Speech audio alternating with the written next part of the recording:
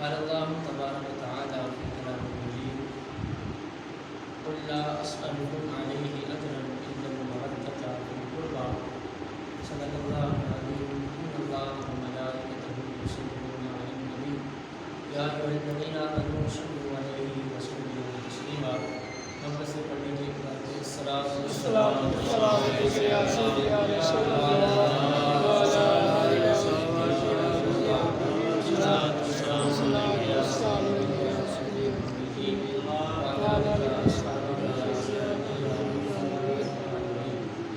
برادران اسلام، اللہ کی عزت کا بہت شکر ہے کہ جس کی دی ہوئی توفیق سے میں اور آپ ان بابرکت ایام میں اس گھر میں جمع ہیں. دعا ہے اللہ کریم ہم سب کی حاضری اپنی بارگاہ میں قبول فرمائے. آمین. اور جو کلمات خیر ہم سنیں اللہ مجھے بھی اور آپ سب کو عمل کی توفیق عطا فرمائے. آمین. ذکر کربلا، ذکر سید الشہداء امام علی مقام رضی اللہ تعالیٰ عنہ آپ نے سنا، لیکن ہمارے شاعر ہیں اور استاد بھی ہیں، انہوں نے پیغام کربلا کے حوالے سے چند اشعار لکھے ہیں، آپ کی گوش گزار کرتا ہوں. آپ نے فرمایا کہ ذکر حسین بن گیا رسم و رواج دنیا، ذکر حسین بن گیا رسم رواج دنیا، اور ایک داستان بن گئی ایام کربلا. ذکر حسین بن گیا رسم و رواج دنیا، اور ایک داستان بن گئی ایام کربلا. قصے نبی کی آل کے ہوتے رہے بیاں، قصے نبی کی آل کے ہوتے رہے بیاں، اوجل نظر سے ہو گیا پیغام کربلا. کہ آج جس دور میں میں اور آپ جی رہے ہیں، 61 ہجری میں حضرت امام علی مقام نے وقت کے یزید کے خلاف کھڑے ہو کر لوگوں کو بتایا کہ اگر حکمران بغیرت ہو، ظالم ہو، تو اس کے ہاتھ پہ کبھی آل نبی بیعت نہیں کر سکتے.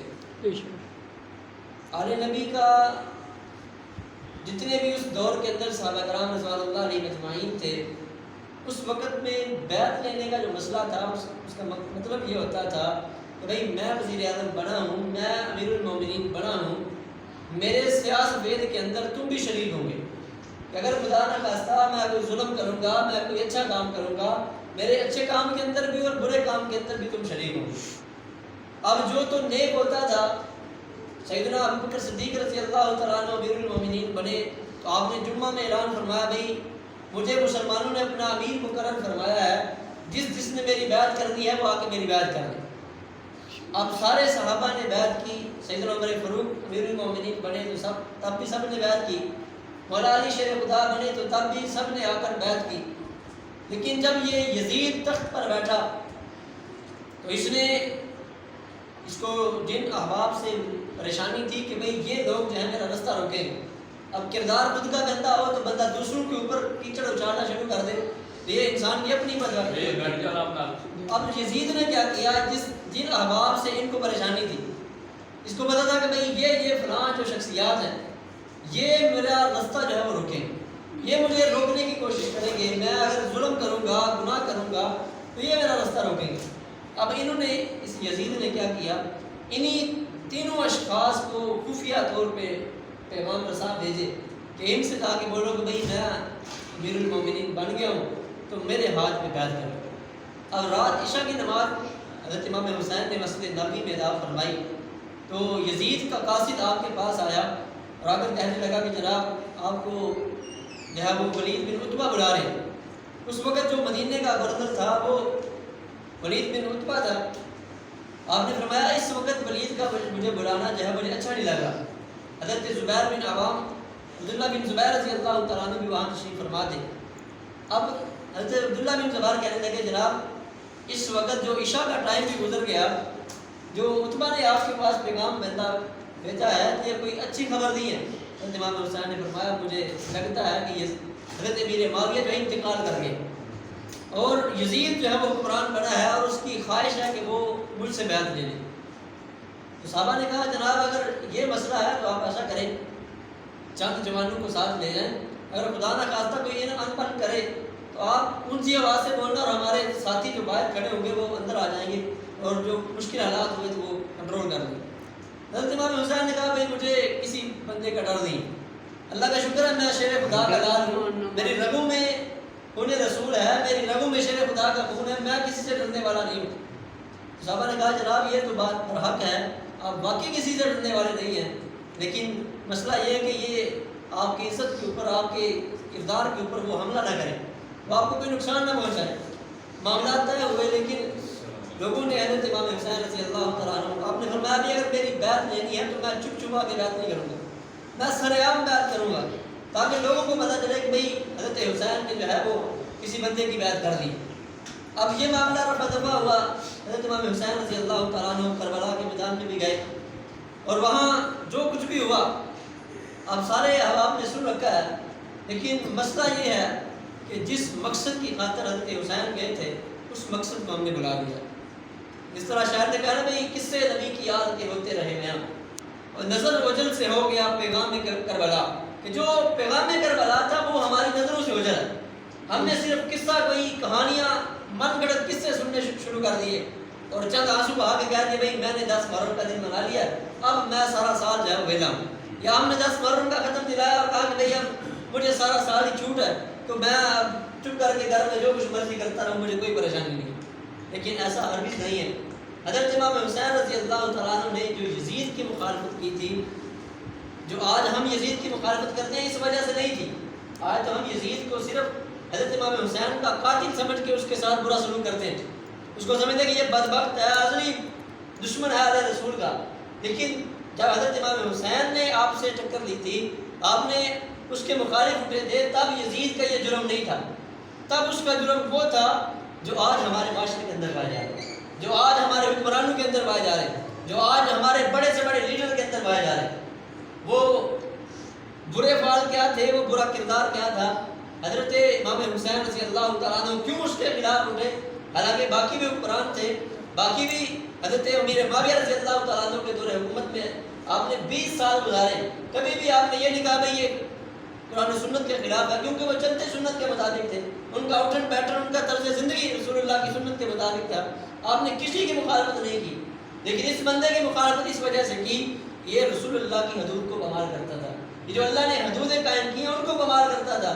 آپ نے فرمایا اگر یزید جیسا شخص مسلمانوں کا امیر المومنین بنے، مسلمانوں کا لیڈر بنے، تو حسین جیسا کبھی بھی اس کی بیعت نہیں کر سکے گا۔ آپ نے تاریخی جملے ارشاد فرمایا مجھ جیسا شخص اس جیسے کی کبھی بیعت نہیں کرے گا۔ اب آپ کو آپ نماز اثر بھی تھے، ہر آنے والے دوروں کی خبر تھی، آپ نے فرمایا قیامت تک لوگ ایسے آتے رہیں گے، ایسے ظالم اور جابر لوگ آتے رہیں گے جو لوگوں پر مسلط ہوں گے اور جو حسینی کردار نبھانا چاہتے ہوں گے وہ ایسے لوگوں کا کبھی بھی ہاتھ میں ہاتھ نہیں دیں گے۔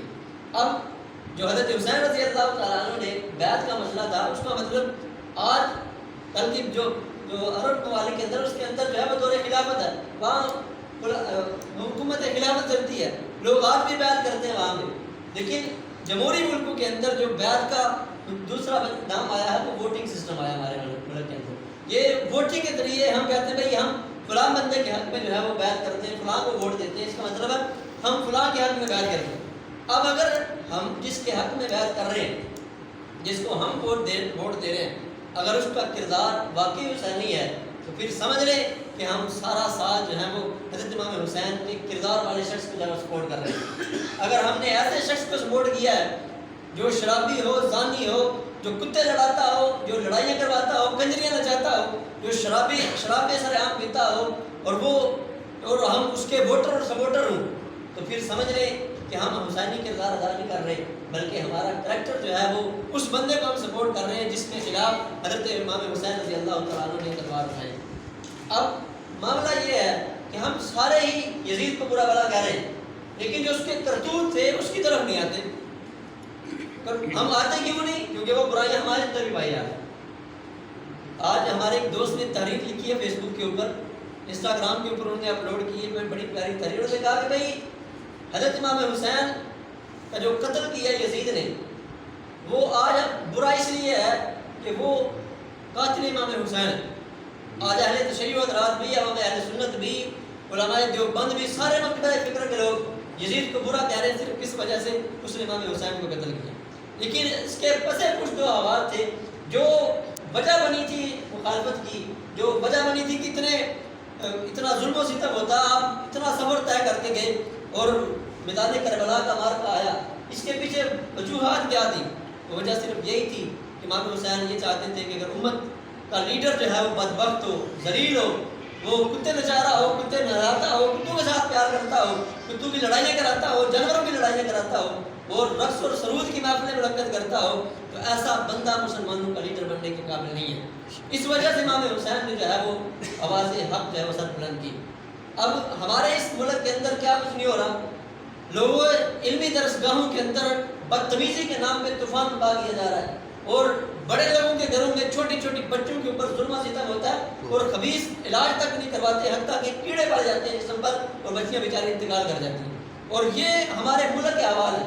اور یہاں پہ قرض لے کر ہمارے حکمران جو ہے وہ قرض لے کر مہنگائی کا طوفان برپا کرتے ہیں اور کرتے کیا ہیں، اپنے جو وزیر مشیر ہیں ان کو نئی نئی گاڑیاں لے کر دیتے ہیں اور عوام کو اس کا خمیازہ بھگتنا پڑتا ہے.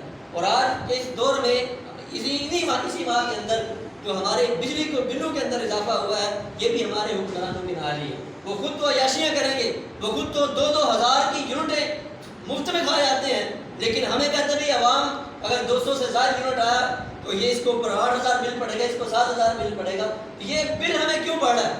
یہ بل ہمیں اس لیے بڑھ رہا ہے کہ ہم نے ایسے لوگوں کو سپورٹ کیا ہے جن کا کردار حضرت امام حسین جیسا نہیں تھا، جن کے کام سارے ہی، جن کی عیاشیاں ساری جو ہے وہ یزیدیوں جیسی تھی، جو سارے کرتوت ہی ان کے جو ہے وہ برے تھے.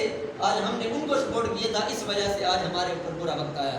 اگر آج ہم چاہتے ہیں کہ ہمارے احوال اچھے ہوں تو ہمیں ابھی سے اب خود کو بھی اور اپنے ایسے لوگوں کا چناؤ کرنا ہے جن کا کردار امام حسین جیسا ہو، جو حضرت امام حسین کی سنت کے اوپر عمل پیرا ہو.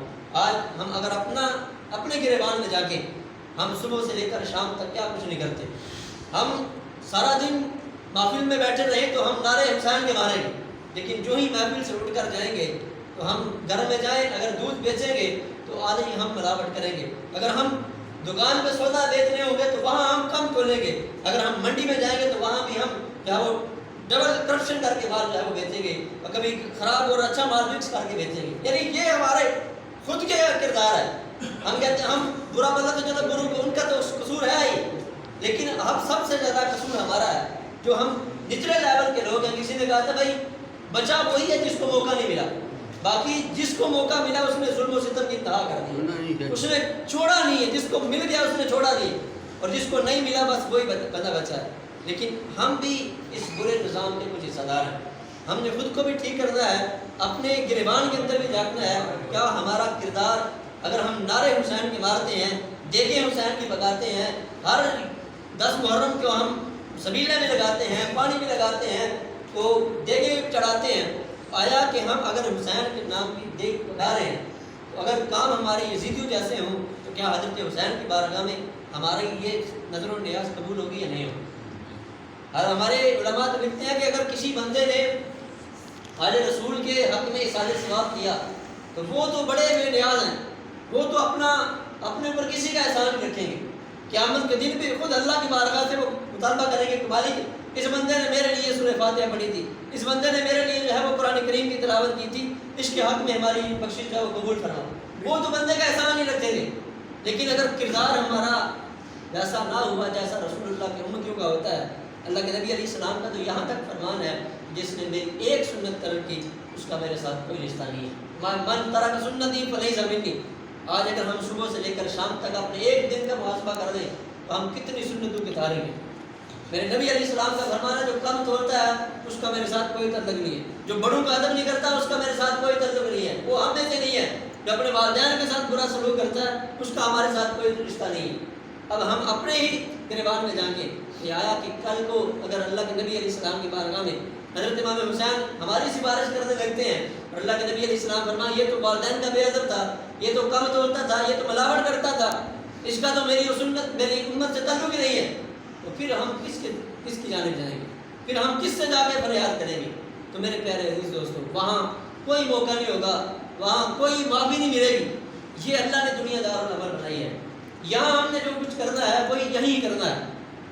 اور ہم یہاں تک، میں یہاں تک بھی کہا کرتا ہوں کہ بھائی ہم ماشاءاللہ ذمہ دار لوگ ہیں، اور ہم نے کبھی ایسا نہیں ہوا کہ بھئی ہم نے مولیاں اگائی ہوں تو کبھی گاجریں اگائی ہوں، ہم نے فصل جو ہے وہ گندم کی لگائی ہو تو مونجی اگائی ہو، ایسا کبھی بھی نہیں ہوتا. تو آج ہم دنیا کے اندر جو بیجیں گے وہی حشر والے دن ہم جو ہے کاٹیں گے. حضرت حسن رضی اللہ تعالیٰ عنہ واز فرما رہے تھے لوگوں کو، تو آپ کی کوشش ہوتی تھی کہ جو سفید بالوں والے ہیں ان کو اپنے دائیں بائیں بٹھاتے، قریب قریب بٹھاتے، اور آپ فرماتے بھئی تم بوڑھے لوگ ہو، بڑے لوگ ہو، تو آپ ایسا کرو کہ جب تم فصل پک جاتی ہے تو پھر اس کے ساتھ کیا کرتے ہو؟ تم فصل لگاتے ہو، بڑی کرتے ہو، تو تم اس کے ساتھ کیا معاملہ کرتے ہو؟ تو وہ کہا کرتے جناب ہم اس کے ساتھ یہ کرتے ہیں کہ جب پک جاتی ہے تو اس کو ہم کاٹ لیتے ہیں. بوڑھوں سے سوال کرتے بھائی بڑے تم سفید داڑھی والے بیٹھے، مجھے بتاؤ تم نے ساری زندگی فصلوں میں گزاری ہے، فصل پک جاتی ہے تو کیا کرتے ہو؟ بوڑھے آگے سے کہتے جناب اگر فصل پک جاتی ہے پھر ہم اس کو کاٹ دیتے ہیں. تو آپ فرماتے پھر یہ فصل پک چکی ہے، جن کے بال سفید ہو گیا ان کی سمجھ ہے فصل پک چکی ہے، اب ان کے کٹنے کا وقت آ چکا ہے. لیکن حال یہ ہے ہماری فصل کٹنے کی باری آئی ہے، لیکن پھر بھی ہم سے بڑا ظالم کوئی نہیں. ہم پھر بھی دھوکے باز ہیں، پھر بھی لوگوں کے ساتھ بری نظر سے دیکھتے ہیں، بری نگاہ سے دیکھتے ہیں. ہمارا کردار ایسا نہیں رہا کہ اگر ہم بوڑھے ہو کر ہی خود کو ستارنا شروع کر دیں. اور جب جوانوں سے مخاطب ہوتے فرماتے بیٹا فصل جب پکتی ہے تب بھی کاٹی جاتی ہے، لیکن کبھی طوفان بھی آتا ہے، وہ پکنے سے پہلے ہی ساری تباہ و برباد ہو جاتی ہے. آج ہمارے ماحول کے اندر ایسا ہی ہو رہا ہے، فصل ابھی جب پکنے کی باری آتی ہے تو طوفان پہلے شروع ہو جاتے ہیں، تو ساری کی ساری فصل جو اجاڑ کر دی جاتی ہے. تو جوانوں سے فرماتے ہیں بیٹا یہ جو فصل تم نے لگائی ہے، اللہ نے تمہاری جو فصل لگائی ہے یہ پتہ نہیں کب کاٹ دی جانی، تمہاری بھی باری آنے والی ہے، وقت سے پہلے پہلے اپنے آپ کو سدھار لو. یہ نہ ہو کہ اللہ تمہاری فصل بھی کاٹ دے اور تمہارے پاس کوئی اچھا عمل بھی نہ ہو. اور آپ فرمایا کرتے تھے لوگوں اپنے کردار کو درست کر دو، اپنے مال کو ٹھیک کر دو، موت کسی کو بتا کے نہیں آتی. اور یہ نہیں کہ بھائی ہم بوڑھے ہو گئے تو بھائی ہماری باری ہے، ایسا نہیں ہے. ہم نے جوانوں کی بھی لاشیں اٹھائیں. حضرت امام حسین رضی اللہ تعالیٰ عنہ میدان کربلا میں 6 ماہ سے لے کر 18 سال کے اور 56 سال تک کے جوانوں کی لاشیں اٹھائیں. تو بھائی وہاں بھی لاشیں گری ہیں. تو آج ہمارے ماحول کے اندر بھی کبھی کوئی جوان کی لاش ہو رہی موت ہو رہی ہے، کبھی بوڑھے کی موت ہو رہی ہے، کبھی بچے کی موت ہو رہی ہے. کوئی اب موت کسی کو بتا کر نہیں آتی. اگر اللہ نے ہمیں موقع دیا ہے تو کوشش کریں اس زندگی کو سدھارنے کی کوشش کریں. اپنے اگر ہم ماہانہ 11ویں مناتے ہیں یا محرم شریف کے اندر قدر دلاتے ہیں تو کوشش کریں اپنے کردار کو درست کریں. ابھی میں مسجد کے اندر داخل ہوا تھا تو ایک صاحب نے مجھے کہا قاری صاحب ابھی آپ وہ لوگ نہیں آئیں گے جنہوں نے محفل کے اندر وہی لوگ شریک ہوں گے جو نماز نہیں پڑھتے. تو بتا رہا ان سے کہنا کہ نماز بھی پڑھا کریں. اور انہوں نے بڑا غلط لفظ استعمال کہا، انہوں نے کیا کہ بھائی ابھی یہ تماشا دیکھنے آئیں گے. میں نے کہا جناب ہم تماشا تو کوئی نہیں کریں گے ادھر. نے کہا ان کے لیے تماشا ہے. اور یہ لفظ کیوں سننے پڑے ہیں ہمیں کہ ہم لوگ صرف محافل کی حد تک نیک ہیں. یہ ان کو موقع کیوں ملا؟ ان کو پتا بھائی ہمارے جوان جو ہے بس محافلیں بڑے لوگ کو شوق سے سنتے ہیں، لیکن جو محافل سے سیکھنا چاہیے وہ کچھ نہیں مل سکتی. ہم محفل میں بیٹھے ہوں جب تک تب تک ہم نیک ہیں، تب تک ہم سے کوئی اچھا کردار والا بھی کوئی نہیں ہے، ہم سے کوئی بڑا مفتی بھی کوئی نہیں ہے، کوئی ہم سے بڑا مولوی بھی کوئی نہیں ہے. لیکن جو ہی ہم مسجد سے باہر نکلیں گے ہمارا کردار ویسا ہو جائے گا جیسے اس نے کبھی اللہ رسول کو دیکھا ہی نہیں، اس کے ذہن میں کبھی اللہ رسول کا خوف بھی نہیں ہے. تو برائے کرم کوشش کریں ہم اس طرف بھی ہیں، ہم اللہ کے رسول علیہ السلام کی سنت کو بھی اپنائیں. جو حضرت امام حسین نے جس کی خاطر میدان کربلا میں گئے صرف وجہ ایک ہی تھی، آپ نے آخری جو لمحات تھے آپ نے فرمایا تھا آپ کے آخری جو لمحات تھے وہ سجدے کی حالت میں تھے، اور ہمارے جوانی کے لمحات بھی سجدے میں نہیں گزرتے. تو کسی نے کہا تھا کہ اگر ہم قرآن کے ساتھ بے وفائی کرتے ہیں تو میدان کربلا میں جو حضرت غازی عباس کے بازو کٹے تھے ان کو اپنے بازو کے اندر تکلیف ہوتی ہے. اگر ہم قرآن سے بے وفائی کرتے ہیں، نماز سے بے وفائی کرتے ہیں تو حضرت علی اصغر کا کلیجے کو جو ہے وہ سڑک درد محسوس ہوتی ہے. حضرت امام حسین جو ہے وہ پریشانی محسوس کرتے ہیں، ان کو تکلیف ہوتی ہے کہ بھئی میں نماز اور قرآن کی خاطر میدان کربلا میں گیا تھا اور میرے ماننے والے بے نمازی ہوں، تو یہ پھر کس قسم کی ہم کربلا کی طرف جا رہے ہیں. تو براہ کرم کوشش کریں ہم جو پیغام کربلا تھا اس کو بھی سمجھنے کی طرف آئیں. اور وہ کیا ہے؟ حضرت حسین نے قرآن بھی اپنے ہاتھوں کے اندر پکڑا اور نماز کو بھی اپنے دوسرے ہاتھ میں پکڑا. اب نماز سجدے کی حالت میں سر کٹایا اور سر کٹا کے لوہے کے نیزے کی نوک پر میں قرآن پڑھ کے سنایا.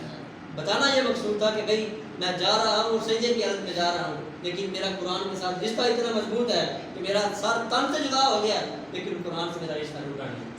اور آج ہمارا رشتہ اگر ہمارے تن کے ساتھ ہمارا سر بھی موجود ہے، ہمیں اپنا رشتہ قرآن سے توڑنا نہیں چاہیے. آج ہمارے گھروں میں قرآن جو ہے وہ ان کو کلی قسم کی لگی ہے، وہ ان کو ہم کبھی کھولا تک نہیں ہے، لیکن ہم سب سے بڑے محب اہل بیت ہیں، ہم سب سے بڑے حسینی ہیں اور ہم نماز ایک نہیں پڑھتے اور ہم سب سے بڑے حسینی ہیں. تو برائے کرم نماز کی طرف بھی آئیں، قرآن کی طرف بھی آئیں. کل بھی میں نے گزارش کی تھی زیادہ نہیں ہو سکتا، ایک دن میں کم سے کم ایک آیت ہی پڑھ دیں. اگر پڑھنا نہیں آتا تو کم سے کم اس کو دیکھ ہی لیں. تو میرے مالک نے اس میں میرے لیے رکھا گیا. میں نے ایک شخص کا واقعہ پڑھا تھا کہ وہ اس کی قبر سے اللہ رب العزت روشنی نکال رہا تھا. تو وہ بندہ بیچارہ دیہڑی دار تھا، مزدور بندہ تھا.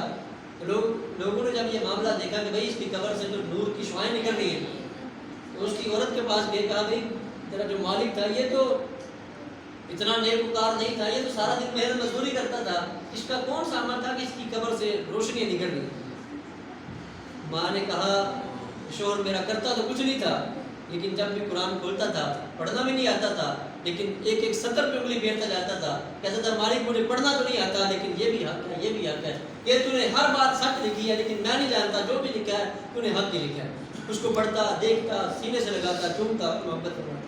میں اسی عمل کی وجہ سے اللہ رب العزت نے آج اس کی بخشش فرمائی. تو آج تو ہمیں آتا بھی ہے، پڑھنا بھی آتا ہے اور جانتے بھی ہیں سارا کچھ، لیکن پھر بھی ہم باغی ہوتے جا رہے ہیں. تو برائے کرم اس کے ساتھ بھی محبت فرمائیں.